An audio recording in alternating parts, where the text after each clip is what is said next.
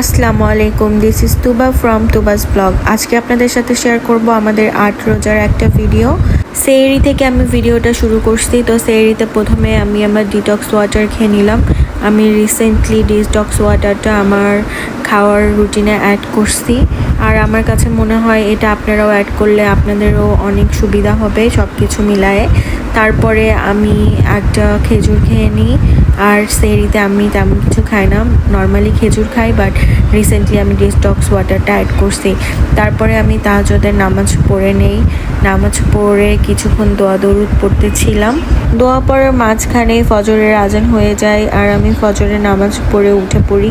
উঠে আমি আমার কোরআন তেলাওয়াত করতেছিলাম, আর পাশাপাশি যেই দোয়াগুলো ছিল সেগুলো পড়তেছিলাম। কোরআন পড়া শেষ করে আমি ঘুমিয়ে যাই, আর তারপরে তো কোনো ক্লিপস নেওয়া হয়নি। তারপর সকালে উঠে ফ্রেশ হয়ে একবারে জোহরের নামাজ পড়ে নেই। জোহরের নামাজ শেষ করে আমি দোয়া দরুদ পড়তেছিলাম, আর এর মধ্যে আসরের আজান হয়ে যায়। তারপরে আমি আসরের নামাজটা পড়ে নেই। নামাজ পড়ে আর কিছুক্ষণ কোরআন তেলাওয়াত করে আমি চলে গেলাম আমার খাবার প্রিপারেশন করতে। আমি এখানে আমার প্রয়োজনীয় সব ফলগুলো কেটে নিচ্ছিলাম। এখানে ছিল আপেল, স্ট্রবেরি আর লেবু। এই যে আমি এরকম জাস্ট কেটে নিয়ে আমি এখন ফ্রিজ থেকে ইয়োগার্ট বের করলাম। এই জিনিসটা খুবই মজার, আর আমার কাছে অনেক মজা লাগে, প্লাস অনেক হেলদিও। আপনারা চাইলে ইফতারে অ্যাড করতে পারেন।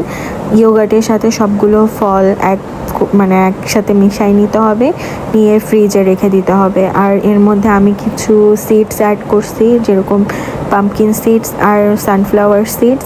এটা রোজার মাসে খেলে আপনাদেরও অনেক উপকার হবে। আর এদিকে আম্মুরা ভাজাভুজি করে নিছে। এখানে বেগুনি, আলু চপ আর বড়া টড়া ছিল। পাশাপাশি এখানে বিভিন্ন রকমের ফলমূলও কাটা ছিল। আর এদিকে আম্মু ডালের বড়া করে নিয়ে আসলো। আর এটা হচ্ছে আমাদের রুমের ইফতারি। আমরা সব কিছু সুন্দরভাবে গুছাই নিছিলাম। এখানে আমার আম্মুর ঈদের ইফতারি ছিল, আর আমি ইফতারিতে রাখছিলাম চিয়া সিডস আর লেবুর পানি, সাথে শসা, আর আমি যেই ফ্রুট সালাদটা বানাইছিলাম সেটা, আর মাস্ট ডাবের পানি। তারপরে ইফতার করে আমি আর রত্ন একটু হাঁটতে বের হয়ে সে আমাকে নিয়ে যায় আইসক্রিমের দোকানে আইসক্রিম খাওয়ার জন্য। হাঁটতে এসে আমরা আইসক্রিম কিনে নিয়ে যাচ্ছি গাইস। ক্যালোরি কমাই না, আমরা ক্যালোরি বাড়াইতে দিচ্ছি। তারপরে আমি আর রত্ন মিলে বেশ কিছুক্ষণ হাঁটাহাঁটি করে নিই, কারণ যেহেতু হাঁটতে বের হওয়া হয়েছে। আর আমরা অনেক গল্প করতেছিলাম, আর এখানে একটা বিল্লুকে দেখলাম। আর এই আইসক্রিমগুলাই আমরা অত দূর হেঁটে গিয়ে কিনে আনছি। বাসায় এসে তারাবির সময় হয়ে যায়, এজন্য আমরা তারাবি নামাজ পড়তে চলে যাই।